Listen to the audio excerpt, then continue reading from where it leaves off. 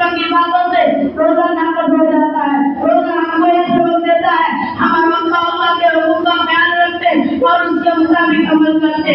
रोजा रखने वाले हर वक्त सोचता है मैंने खाना पीना छोड़ दिया क्योंकि इस वक्त मेरे रब का यही हुक्म है। जब मैंने खाना पीना अल्लाह के हुक्म से छोड़ दिया तो मुझको यह सभी काम छोड़ देना चाहिए जिसमें अल्लाह की नाराजगी छुपी है।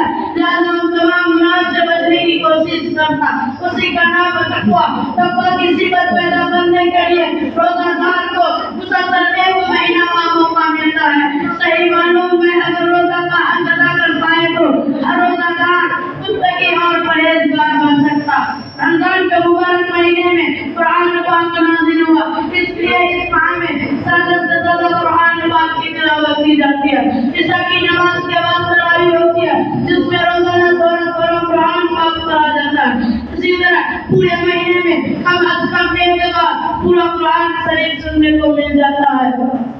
जब रमजान का आखिरी अवसर आता है तो तकबीरात शुरू होने से पहले एहतिकाफ की नियत करके मस्जिद में क़याम करते हैं और रात दिन इबादत में गुजारते हैं। एहतिकाफ सुन्नत है, ईद का चंद देखकर मस्जिद से बाहर आते हैं। दूसरा दिन यानी शव्वाल की पहली तारीख को ईद मनाई जाती है।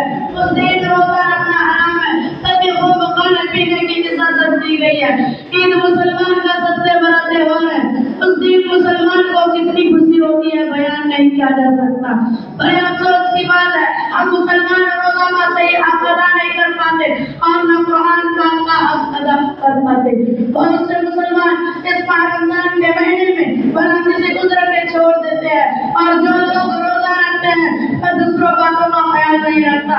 हम तो रोजा रख लेते हैं और अपनी बीवी से दूर रहते हैं मगर अपनी ज़बान को कितना काबू में रखते हैं। बाज़ लोग रोजादार होने के अमूमन झूठ, गाली गलौज, सख्त कलामी और गिबत की आदत में मुबतला रहते हैं। रोजा का बहाना बनाकर काम में सुस्ती करते हैं, आराम पर आराम करते हैं। हमारे मिजाज में चिड़चिड़ापन पैदा हो जाता है। अगर हमारा माता कोई नाज़ीम है तो बात बात पर उन पर बरस पड़ते हैं। इफ्तार के वक्त आने पर ऐसा टूटता है जैसा भूखा भेड़िया बकरी पर झपटता है। इसा की नमाज जैसे जैसे अदा करते हैं और तरावी में कुरान पाक का सुनना और बात करना तो दूर की बात है। और पाँव कर गिरते हैं हमारे मिजाज और पाँव कर गिरते हैं। शहरी में अक्सर लोग सो जाते हैं, फजर की नमाज अदा कर देते हैं कि हमारा अमल कुरान के साथ जवान नहीं तो और क्या।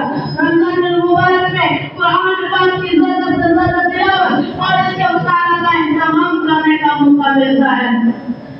कुरान सिर्फ ताकों की ज़ीनत बनने के लिए नहीं आया है बल्कि ये इसलिए आया इसकी तालीमात का अमल किया जाए और इसके इत्तलामी पैगाम को पूरी दुनिया में आम किया जाए और इसके बताए हुए नज़म हयात को पूरी आलम में कायम करने की कोशिश की जाए ताकि हम रोजा का पैगाम को समझ सके और इसके मुताबिक हम अमल कर सके। वमा अलैना इल्लल बलाग।